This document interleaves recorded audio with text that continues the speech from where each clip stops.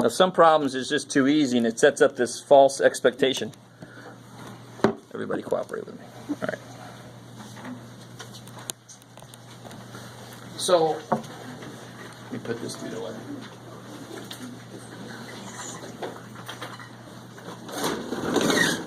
Let's just take one right out of the book.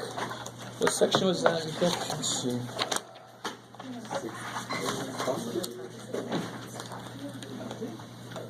Yeah, 14.7. Yeah, 14.7.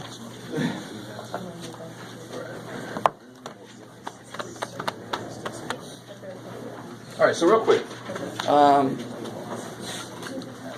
So if I said find the max and min for this function,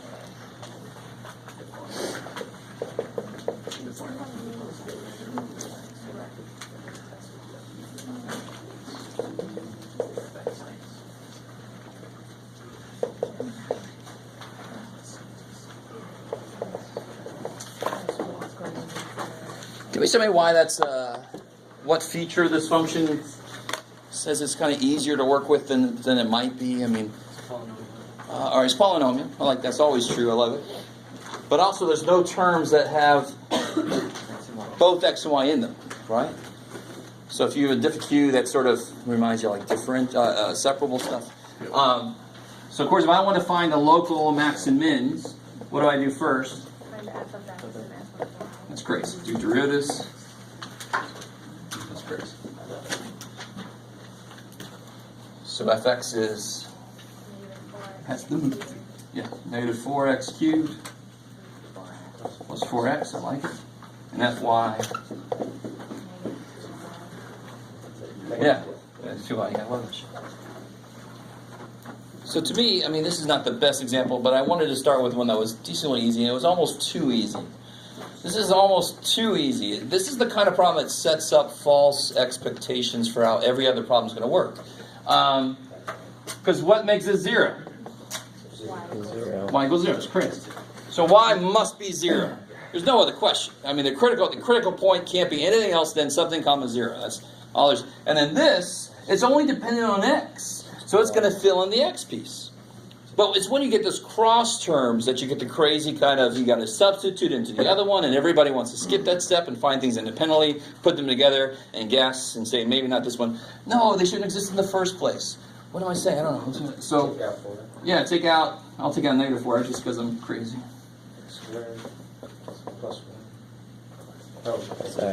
So x is 0. So this problem, I want to really be clear. This problem is stupid easy. And again, it sets up false expectations for how other problems will work. This problem is really easy, and it's easy to find the critical points because these are separate. There's no mingling of the variables, right? So my critical points are going to have, it could be 0, 0, 1, 0, negative 1, 0. But, I mean, so please, dear God, I think I've said this enough that you will realize you can't justify what I did to explain why did I get this wrong with this problem? Probably because you can't just put these together always. Why can I do it here? Because y must be 0. And x must be one of these things. So together they create those 3 points. And then you just use the second derivative test that I'll give you. Is that cool? It's finding the critical points that's the hardest part here, because the other part's just plug and chug. So let's do one that's got some intermingling. Oh, dude, that one really. What's that? Pizzazz. Yeah, some pizzazz, sure.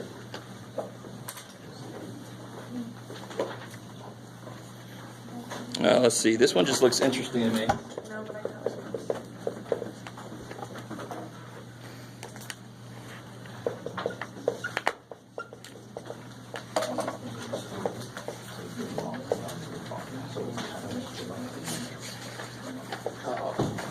Is that one you had to do for homework?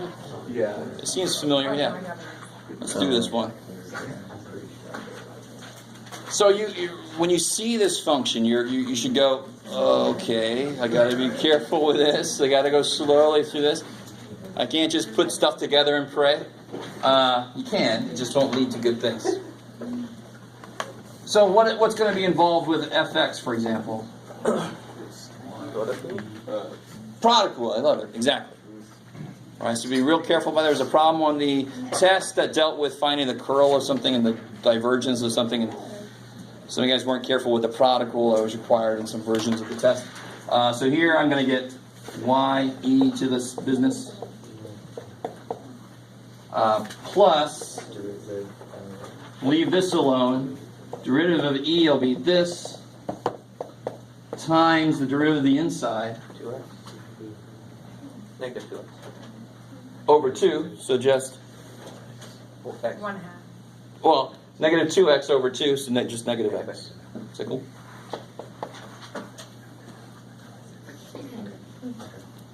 That looks gross. And so I'm going to go ahead and factor this as much as I can. I can take out a y(e) to the negative x squared plus y squared over 2. Is that cool? So I'm left with 1 plus 1 minus x squared. That looks useful. Shit, yeah. All right, let's leave that there for a second. What about fy? Man, I made you huge. Oh, not line, Jeff. Fy. Yeah, same thing. It's beautiful symmetry, except I'm just going to have like an x here. He left him over. Beautiful symmetry. So this will be, Same. yeah, it'll be the same just with x and yy, right? Does that make sense? Yep. Hopefully. Yeah, so it'll be x, y, y. So it'll be minus xy squared. And then I can factor the same way. Take an x, e to the negative x squared plus y squared over 2 out, and I'm left with, 1 minus oh, what did I do? Yeah, okay, that'll work. 1 minus y squared. So what ends up happening here is, I mean, this piece here, can it ever equal 0? No. So the mistake people make, and let me see, this didn't quite work out the way I hope. Mistake people make is they do each of these separately and then they try to combine. No. You do one and you plug what you find into the other one, because this one tells you what must happen for these, and then you plug it in there to see what must at the same time happen with the other variable. So for example, this piece, does it give you any information? No. No, because e can't ever go to 0. E to a power. So either y is 0 or 1 minus x is plus or minus 1. I like it. Then you come over here. If y is 0, what will you get? X equals 0. X e to the negative x squared plus y squared, well, e to the negative x squared over 2 times 1, right? So then x is 0. Yeah, so this is equal to 0, so x has to be 0. So I got a point 0, 0. So now that's how I'm collecting my critical points, by solving one and then plugging into the other one. The one we just did a minute ago, there was nowhere to plug the value because the other one didn't have any x dependence. Do you remember? The one only had y dependence and the other one only had x dependence. There's no intermingling. Or x, so if x is 1, Y equals 1. so this will be, all this parameters is 1, and then so you get 1 minus y squared equals 0. Be careful, right? Y equals plus or Because you'll minus get 1. this crap, which can't be 0, that's 1. So y equals plus or minus 1. So I get 1 plus or minus 1. And you have negative. And then if x is negative 1, Same thing. same thing, right? A lot of critical points. Yeah, I remember this one. Yeah. So negative 1, who cares? That can't be 0. It'll still be, so it'll be negative 1 plus or minus 1.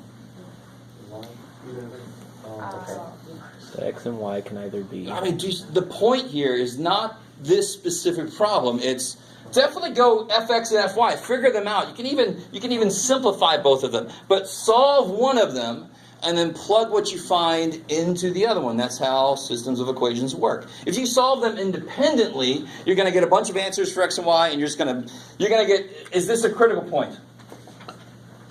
Is that a critical point? No. Of course not, because when x is 0, or where do we go? When, screw, it just can't happen. Right? So, like, is this a critical point? Yeah. Or what is it? I can't see it. No, of course not, because, all right, this is better, Jeff, good job. When y is 0, x must be 0 in order for it to be a critical point. But do you understand what I'm trying to say? If you solve both of these and then just start mixing them together, you're going to get critical points that do not exist. I don't want to see those. If you do get them, yes, then you have to go and plug them back in. Well, that didn't work. Let me check the next one of these 80 that I got. I mean, why would you do that? Don't create them in the first place. Right? Is that cool? So this process is like this one. It sort of feels like, it's not the same process, but finding like f, the potential function, right? We got to be careful about how to go from here to go to there, that kind of idea. Yeah. I just had a question for the next step. When you're doing testing for critical points, can you have multiple relative max and mins? Of course. Okay, so that's fine. Yeah. I was just... You could have infinite places that all tie for the max, or you can have infinite places where it's, you can have a grid that's dependent on sign somehow. So it looks like an egg carton kind of thing, like a, you know, It just keeps going. Yeah. Okay. Goes forever in all the directions, yeah. I like it.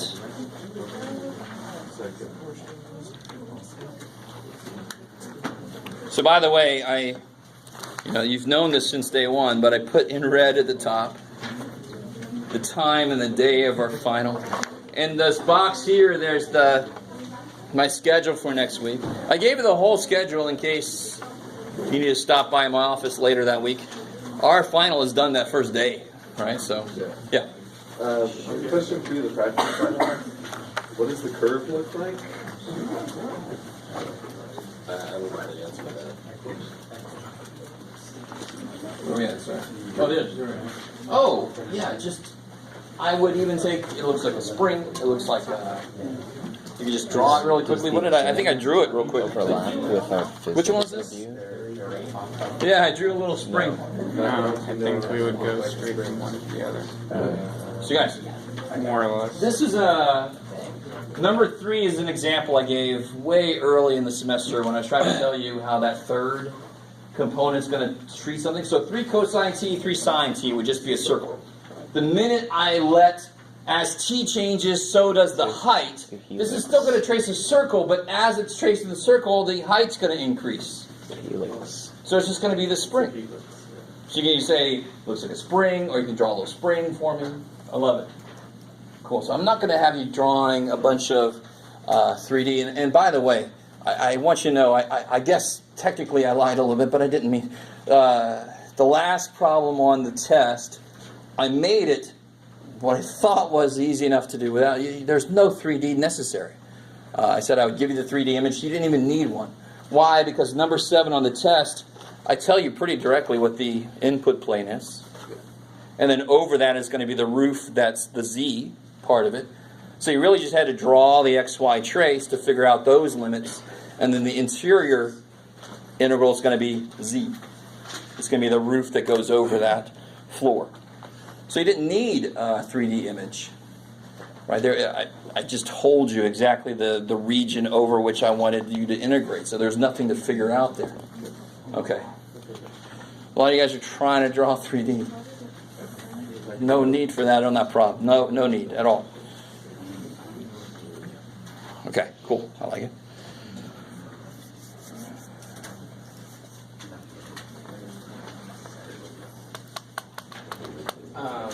Can you go over number 7 just because?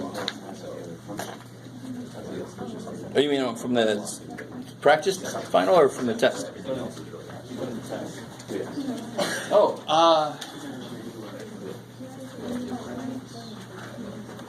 so guys, every single one of you had basically something like this going on. I can't remember. Or something like that. You had a parabola opening this way, a parabola opening that way. One mistake a lot of people made was, and again, I can't stress enough how important it is to draw an arrow. What's the back wall? It's going to be the positive one. Right? This back, and then what's front? So where am I starting and where am I going to? So that was a mistake. Some people always say, this is my x, y. This is going to be my x equals negative y squared, whatever. This is going to be my x equals y squared, blah, blah, blah. Everybody had this problem. Y'all just had, some of you had y squared minus 4y plus 1, some of you had y squared minus 6y, whatever. Right? So I know what x is doing, so the question really would be, what is y doing? And that's where I have to figure out where these two intersect. Right? And then it tells me the bounds for y. So the interior one, so if my input plane is x and y, and these could switch, and we kind of know we want to have this way, because y is the one that's going to be going between two whole numbers, or two real numbers, not functions. The interior one's got to be the z, because it's reacting to x and y. Z depends on x, which depends on y. It's the dependent. Yeah, it's the completely dependent one. I like it. I like it, which is another way of saying, this is my input plane, so these must be my, I could treat one or the other as independent, and of course with the functions you had, you can't solve for y easily, right? So no, don't do that. So I pretty much told you, which way you want to go there. And this is the truly dependent one, the one that's reacting to those two. Now, is that the only way to look at this? No, but it is a way that works almost all the time, and it's a relatively easy way to look at it. So that's why I look at it that way. So what would DZ be in this case? Well, I mean, I pretty much tell you, if it starts at the xy plane, what's the value of z? 0. And then I tell you if it goes up to x, or some of you guys had z equals x, some of you guys had z equals y. So you just put your roof on one way or the other.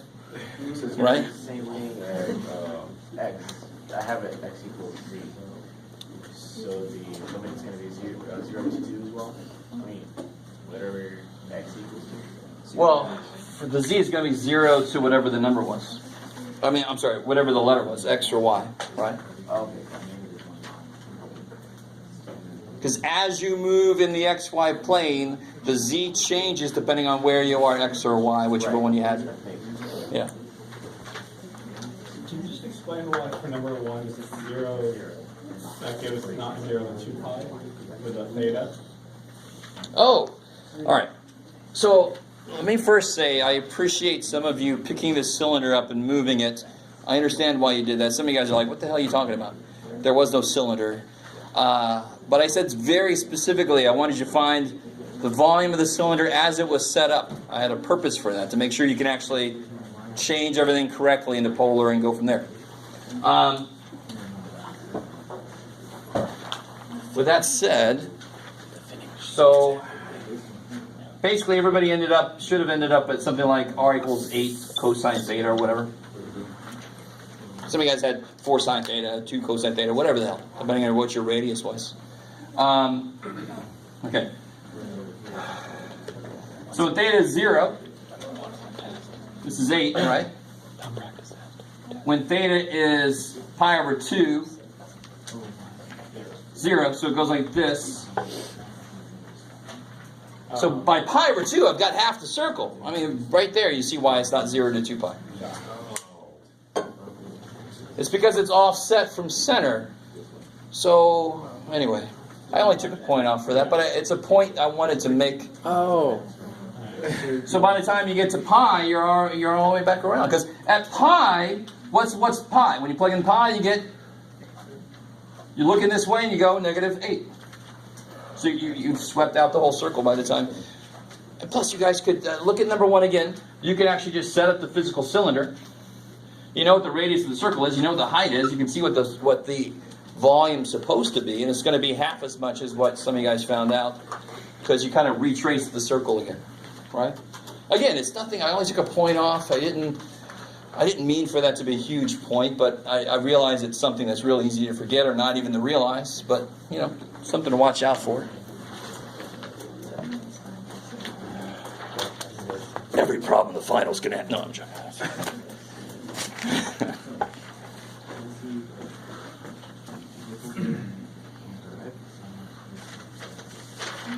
Let me see, what else was kind of missed a lot.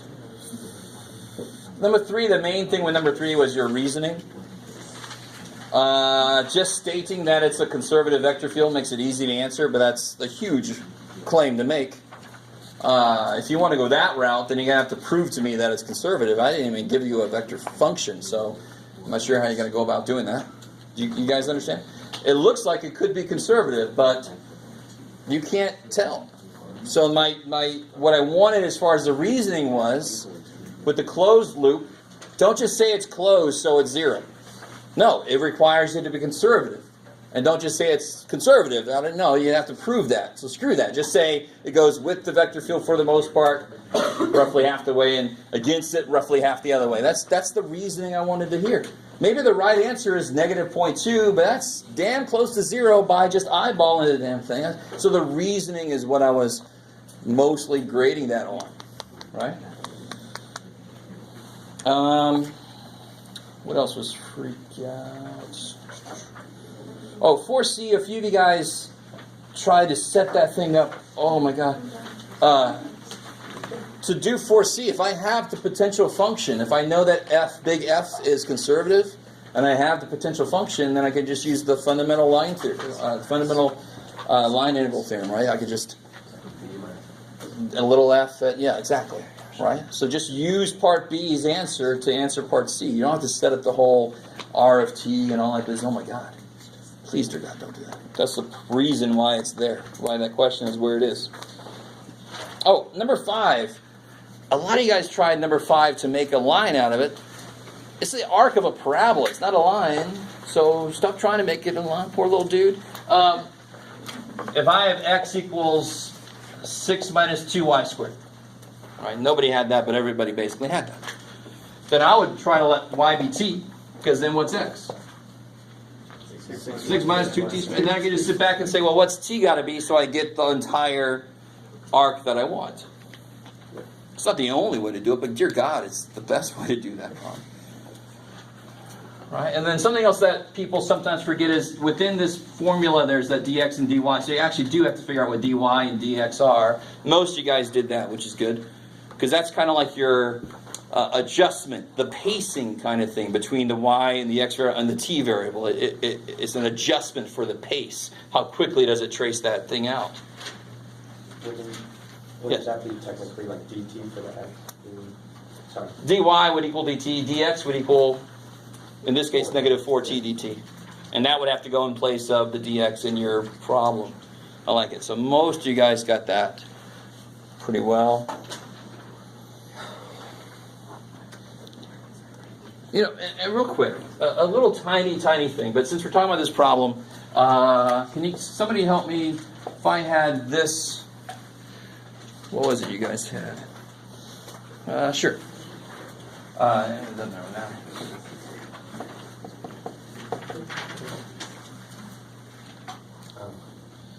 I don't know if you guys remember, there's a really fast way to answer this. So it's, this is what kind of a function odd or even? Odd.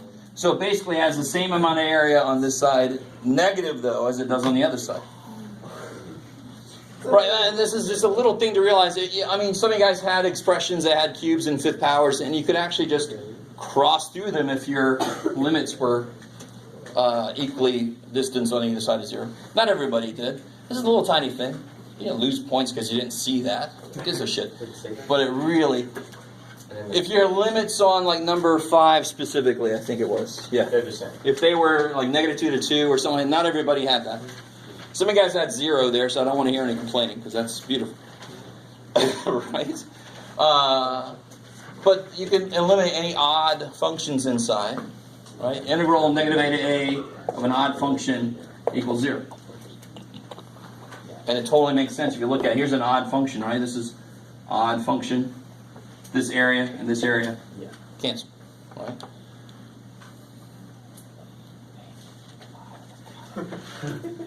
Okay. And again, it's not a huge deal. If you forget that and never use it in your entire life, you'll probably be just fine in all your math classes. But that really helps in some places to just cut through some stuff. Just cross through whole sections of integrals. It's great. Good feeling. Yes? On the profit pattern, number C, 1C, I think the answer should be negative 63.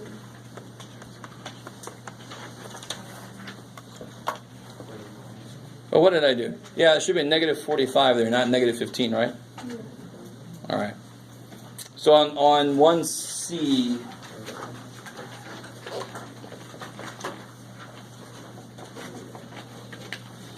funny how the more math you learn, the easier it is to make this kind of mistake.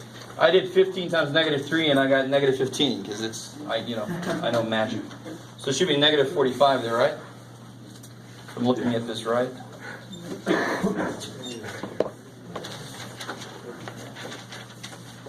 So now we're -63. Cool. I agree with this.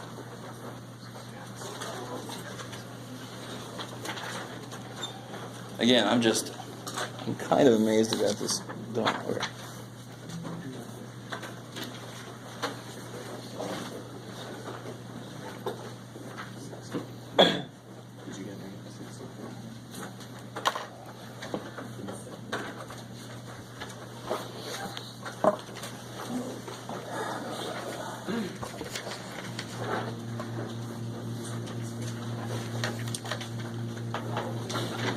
But a real quick note for you guys. The further you get along in math, the more branching off there is. So in Calculus 3, there's so many freaking directions you can go with almost every topic we discussed in here. And a lot of the ones we didn't have time for, unfortunately. Like Green's theorem is huge. It hurts me deeply that I couldn't get into that. So I appreciate those of you who tried that section out. It's going to help you out. Stokes' theorem is okay to not quite get to, as long as I get to Green's theorem. I didn't do that. I hate that. But what I'm trying to say is there's so many different directions to go with all these parts. I'm hoping some of you guys, I know some of you guys were interested in some of this. Well, just research it a bit. Look into it. There's a question about, I think it was the gradient of the divergence. But if you turn that around, that is actually something. The gradient of the divergence is a weird thing to think about, but the divergence of the gradient is something. It's called the Laplace operator. So it actually does stuff. The other way around, I think I'm not really sure. It doesn't really have a designation, right? But Laplace, if you took differential, you probably used Laplace transform, exactly. Well, it's the same dude, right? Laplace, he did a lot of stuff. Right, it's like, dude, all right, back off. Your name's on enough shit. Like, I'm not Gauss. Give me a break. Or Euler. Yeah. Can we kind of work on number 9, or do you want us to just try to do that? I don't think you can read enough the problem to do it. So I'm like, just forget about it. Okay.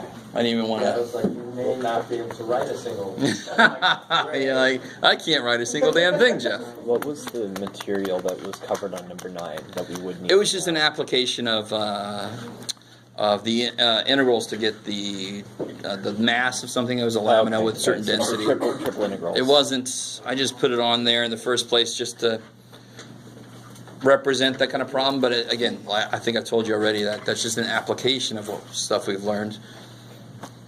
For mathematics, who knows what applications to use. Calc 3 is a prerequisite for Physics 3. How important would you say Green's and Stokes are for the third physics class here? Pretty important. Yeah, so that's another reason why I hate that we didn't. In Green's theorem, you want to just get into that and live in that section. Trust me. You want to live in that section. And it's not that big of a step from the stuff we've been doing. It's not huge. It's not big at all. There was just not enough time to really get into it where I felt like I wasn't doing everybody a disservice. But it's not so crazy hard that you can't get into it if you need to. So if you're going to take Physics 3, who else is taking Physics 3? All right, a few of you guys. Some of you guys are like, 2.5. Green's theorem is huge. You're in electromagnetism right now, right? Have they not talked about Green's theorem at all? Nope. We don't do it off of Maxwell's equations. Okay. We do it off of like they give us solutions to predetermined. Maxwell's that we use. I got you. So the next level, you're going to be creating those things yourselves. It's really nifty, man. Anyway, sorry. Some of those problems get really neat. What class do they teach like Hamiltonian operators in? I think it's well. I don't know what Physics 3 is here. It was actually on the East Coast. It was called Modern Physics, which is where we get into, electromagnetic waves and quantum. yeah, and we talk about relativity. We talk about It's modern physics. Hamiltonian. And Okay. That's where you start doing the wave functions and you start applying the Hamiltonian operator. That's the Schrodinger cat wanted dead and alive, right? You okay? I think so. Dead and alive, or not dead and not alive, or whatever. What are the other superposition of those states?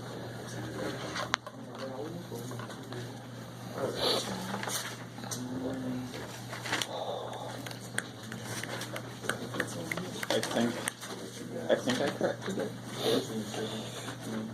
Okay. You did. We'll see if they're right.